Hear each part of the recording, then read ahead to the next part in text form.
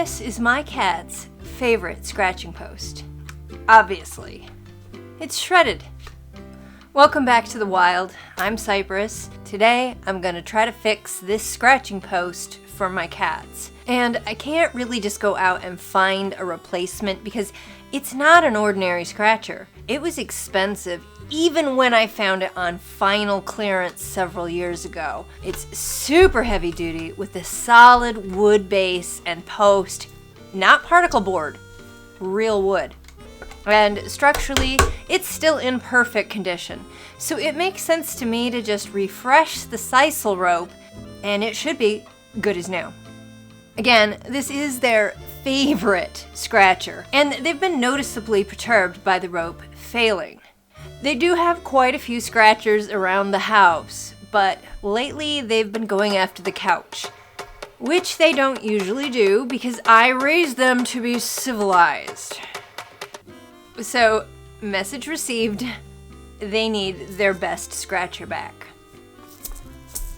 There are lots of places you can get replacement sisal rope. You want to check what width of rope you need. Most of my scratchers have 1/4 inch, but this one is 3/8. I don't know anything about sisal rope composition or quality, so I went with the cheapest listing I could find, which was this 100-foot coil for about $13 on Amazon. But I did verify that the seller claims this rope is free of chemicals and safe for pets. And before I'm even getting it out of the package, I'm immediately noticing the quality of the rope is very different. I kind of expected that, going with the cheapest I could find. I don't know what all the different materials are. All of the different rope listings for cat scratchers seem to be called sisal. So I'm not sure how to find this nicer rope, but I can pretty much guarantee I'll have to do this again in a few years because these guys are aggressive with their scratchers. And I could just make sure I'm educated on rope composition before I have to do this yet again. But this is the first time I'm attempting this particular feat of DIY handiness.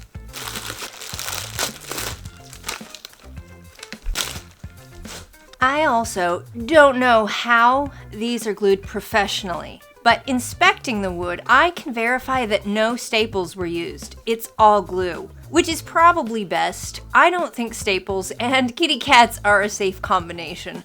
I've seen tutorials that suggest starting and ending the threading with staples, but again, I just don't like thinking of those coming loose where the cats might get hurt on them. So we're gonna just go with the handy glue gun and hope for the best.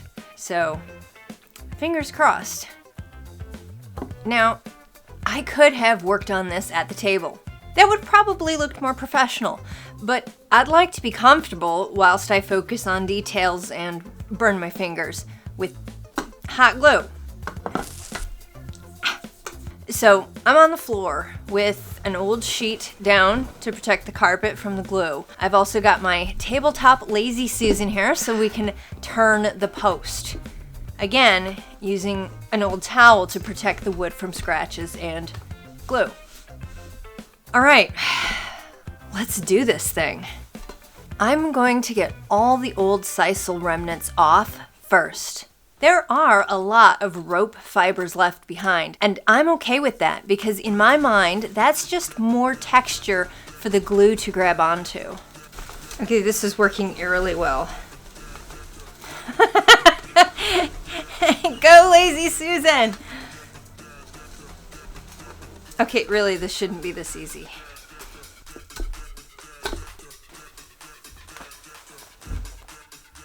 Okay, with the post denuded, I'm gonna try to follow the original adhesion pattern as much as possible. We can see these holes that serve as anchors for the ends of the rope and that the rope was wrapped clockwise, and I'm gonna emulate that as much as I can so that the post's tan lines don't show.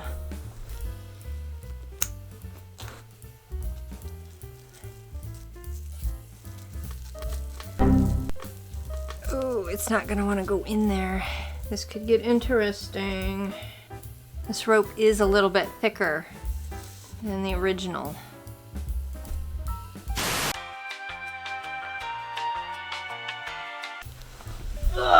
you'd think I didn't measure, but I did. My thinking with the electrical tape here was that it would hold the rope fibers tightly enough to thread that hole. But ultimately, my problem was this rope was just too thick to fit. All right, still a super tight fit, but that's gonna help. It was a little bit more than we needed, probably. Okay, got a little bit of that tape still showing, which is unfortunate. Whew, that was a tight fit.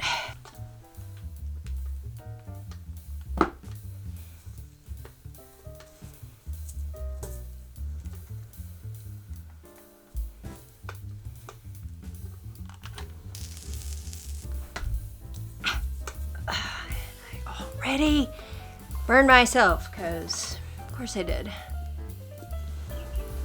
One of the reasons they recommend starting at the bottom and working your way up is so that gravity can help you with pushing these together. So, as I was saying before my camera shut off, the tutorials I've seen suggest starting at the bottom and working upward, and I can see why, because gravity would make it just that much easier to keep these coils tight against each other.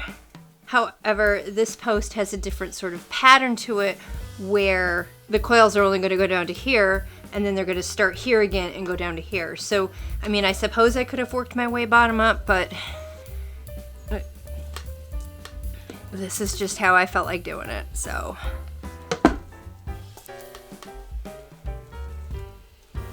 And I think I could actually go faster, except that it helps to hold it while the glue starts to firm up. I suppose if I had this on some kind of horizontal lathe situation, that would be even easier. But again, the way I'm doing it this time, this way, gravity's working against me. So next time I might think harder about starting from the bottom up. The other thing I'm noticing is that this is taking a lot of glue. I've already used one full glue stick. Fortunately, I'm prepared.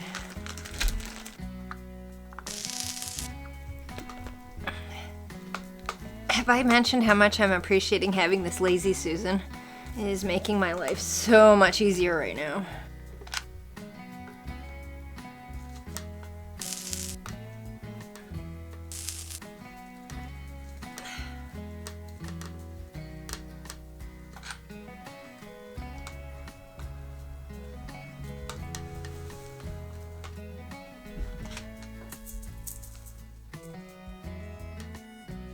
What I'm noticing is getting into a rhythm here is that I can keep a tension on this rope, and that helps me to glue it snugly without scalding my fingers, which, you know, getting tired of that action.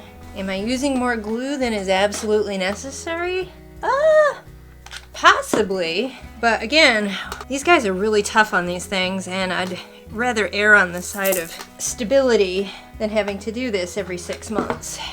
And here we can see I start talking to you guys and not paying attention to what I'm doing, and I start losing tension and it starts looking sloppy. Can't talk and focus at the same time. All right, Cypress, focus on what you're doing. Quit getting glue everywhere. Quit burning yourself. It's not a race. I don't know why you're rushing. Does anybody else have that problem? I have 2 speeds, off and nuclear. Like, I have chill out and complete meltdown. I don't really have anything in between. Not a professional job, sadly. Right now my arms are really screaming for some sort of lathe so that I could do this horizontally. That would be the way to go. But I don't do this every day, so I think I can just suck it up for the project. Ooh, we are just about burning all my fingers off. Just about done with this top set of coils here. This bit's gonna be interesting. And we should be ready to get this in here. Okay. And here I'm struggling again with getting that thicker rope to fit into that hole. Oh shoot, that's a lot more difficult than I wanted it to be. The pliers and screwdriver are not enough to make up for the fact that this rope is just too thick. In retrospect, I should have measured the diameter of the holes rather than just the rope. Oh, well, that went terribly. At least adhere it a little better. That looks terrible. That is just embarrassing right there. So just for the sake of argument, we're gonna take the bottom one and start from the bottom and work up and see how much more pleasant that is to do. And already here, my fingers were now just too tired to force the rope fibers. By this point, I'd really found a groove with getting the rope on uniformly, but I was also getting really worn out. I think this hole's even smaller. If I weren't planning on eventually restringing this with the good stuff, I think I would just drill these holes out a little bigger because I really like the idea of the holes working as an anchor for the ends. All right, and this time we have to go counterclockwise because we're going the opposite direction. Okay, you guys can definitely not see what I'm doing here. That's fun. Not to be a whiny butt here, but this sisal rope is really starting to make my hands raw. And I don't want to use gloves because I want to be able to feel what I'm doing here. And with work gloves, you just can't get the detail work done when you need to feel it. Ah! Work gloves would help me keep from getting my fingers burned though.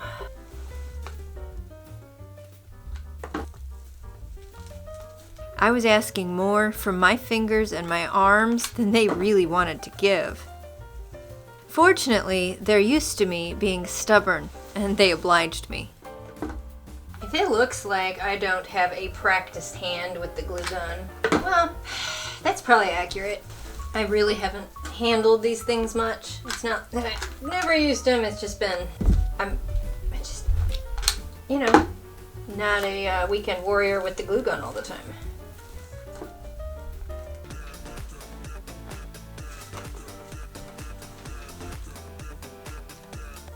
Yeah, I can definitely verify that making gravity work for me is making it a lot easier to keep a steady pressure on this rope.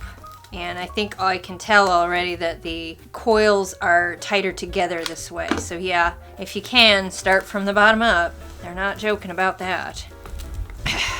Work smarter, not harder. Let gravity contribute a little bit.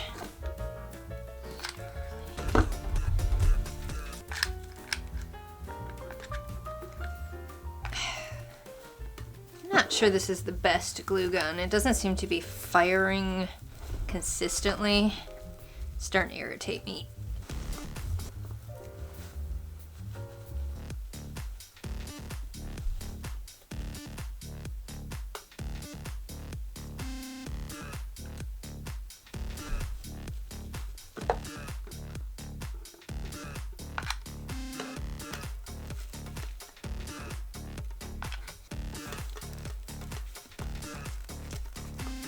Oh my god, these scissors are so terrible.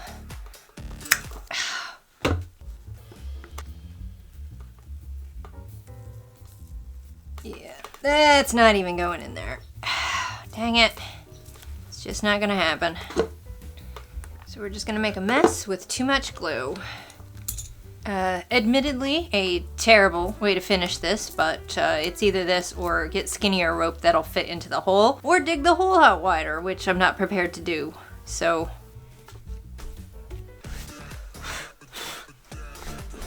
okay. Several burnt fingers later, this is looking pretty much like new.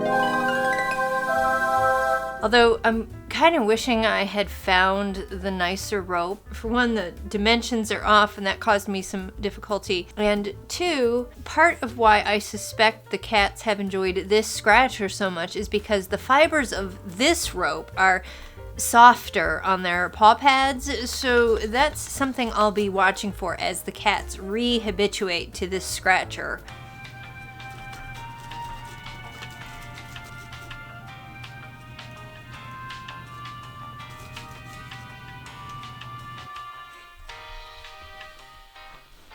Or not.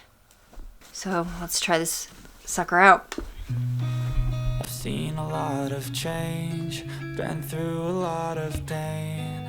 Some things are not the same as they were a year ago, but all will be okay. I move on each and every day.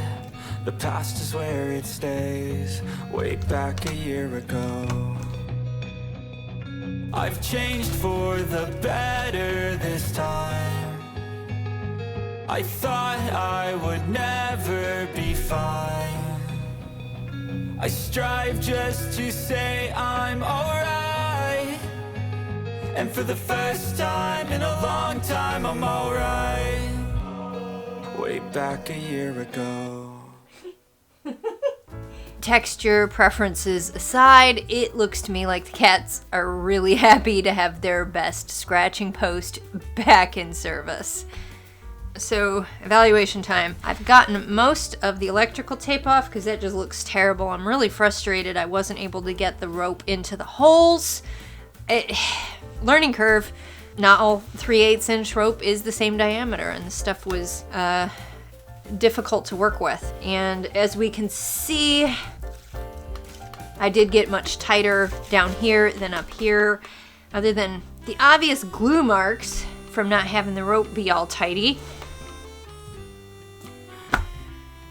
This was not a difficult or very time-consuming task. I think in most cases, if the stand is still in good shape, it's more cost-effective to just re-rope it than to throw it away and buy new. I'm feeling good about this so far, and I have other scratchers in the house that still need a refresh, or will soon. So my journey with Sisal rope is just beginning. Looks pretty close to what it did when it was new, other than the rope's just not a 1-for-1. Thanks for watching. I'll see you in the next video, and until then, keep it wild.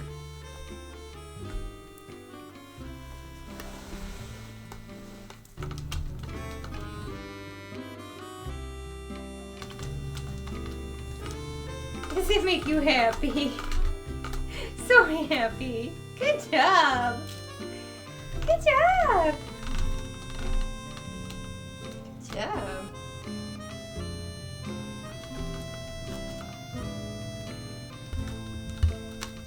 I knew you'd be happy with it. Yeah?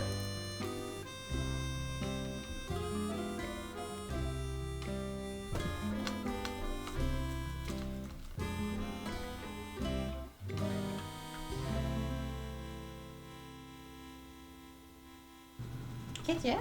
Good job.